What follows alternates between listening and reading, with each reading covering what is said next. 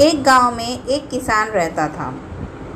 उसके परिवार में उसकी पत्नी और एक लड़का था। कुछ सालों के बाद पत्नी की मृत्यु हो गई। उस समय लड़के की उम्र 10 साल थी।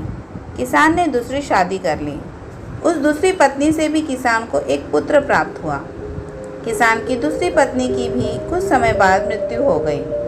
किसान का बड़ा बेटा जो पहली पत्नी से प्राप्त हुआ था, जब शादी के योग्य हुआ तब किसान ने बड़े बेटे की शादी कर दी। फिर किसान की भी कुछ समय बाद मृत्यु हो गई। किसान का छोटा बेटा जो दूसरी पत्नी से प्राप्त हुआ था और पहली पत्नी से प्राप्त बड़ा बेटा दोनों साथ साथ रहते थे।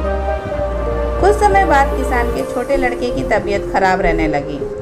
बड़े भाई ने कुछ आसपास के वैद्यों से इलाज करवाया पर कोई राहत ना मिली।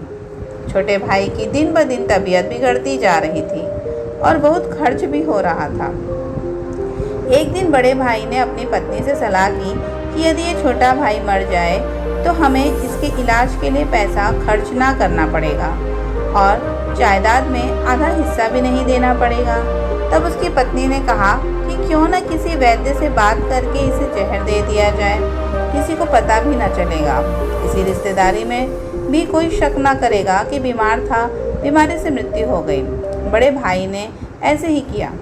एक वैद्य से बात की कि आप अपनी फीस बताओ, ऐसा करना, मेरे छोटे भाई बीमार भाई को दवा के बहाने से जहर देना है। वैद्य ने बात मान ली और लड़के को जहर दे दिया और लड़के की मृत्यु हो गई।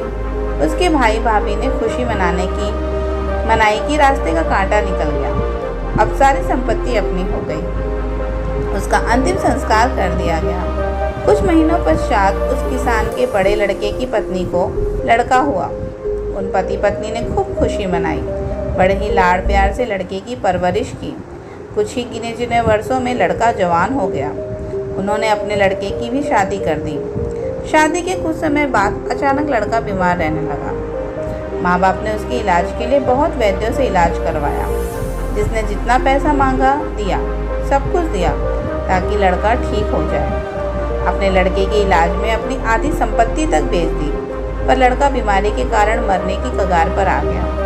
शरीर इतना ज़्यादा कमज़ोर हो गया कि अस्थि पिंजर शेष रह गया था।